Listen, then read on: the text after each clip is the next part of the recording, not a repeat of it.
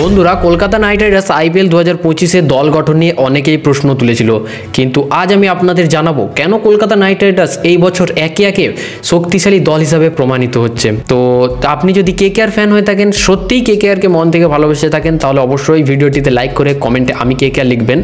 অনেকেই বলেছেন যে কলকাতা নাইট রাইডার্সে নাকি তেমন সেরকম কোনো বড় প্লেয়ারের নাম নেই, কিন্তু আমি বলবো কলকাতা নাইট রাইডার্সের সমস্ত প্লেয়াররা ভাই এখন তাগড়া ফর্মে রয়েছে।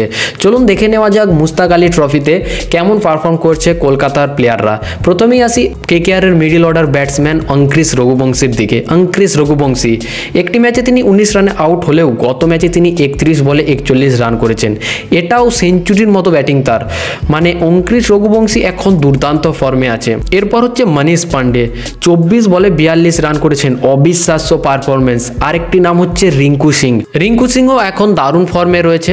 সৈয়দ মুস্তাক আলী ট্রফিতে পরপর তিনি ভালো পারফর্ম করে আসছেন। দিল্লির বিরুদ্ধে 38 বলে 70 রান, হিমাচল প্রদেশের বিরুদ্ধে 24 বলে 45 রান, আর গত ম্যাচে অরুণাচল প্রদেশের বিরুদ্ধে 26 রানে নট আউট। রিঙ্কুর ব্যাটিং এখন সত্যিই ভয়ঙ্কর হয়ে উঠছে দিন দিন।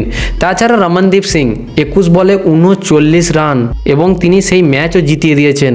আপনারা বুঝতে পারছেন কেকেআরের ব্যাটিং কতটা এখন শক্তিশালী। বোলিংয়ের খবরে আসলে ভাই বৈভব আরোরা আগের ম্যাচে 2টো উইকেট নিয়েছিল এবং স্পেন্সার জনসন 5টি উইকেট পেয়েছিলেন। আর হর্ষিত রানা তিনি ইন্ডিয়া ভার্সেস প্রাইম মিনিস্টার ইভেন্টসের ম্যাচে 6 বলে 4 উইকেট নিয়েছিলেন। এখন রমনদীপ সিং এর কথা বলা যাক। রমনদীপ সিং যিনি তার আইডিয়াল মনে করছেন আন্দ্রে রাসেলকে, তিনি চাইছেন আন্দ্রে রাসেলের মতো ব্যাটিংয়ে ভয়ঙ্কর হয়ে উঠতে।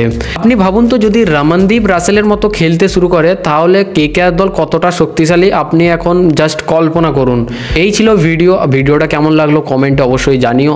ভিডিওটি ভালো লাগলে লাইক, কমেন্ট, শেয়ার এবং কেকেআর ফ্যানদের সাথে শেয়ার করতে একদম ভুলবে না। দেখা হচ্ছে পরবর্তী ভিডিওতে। ধন্যবাদ।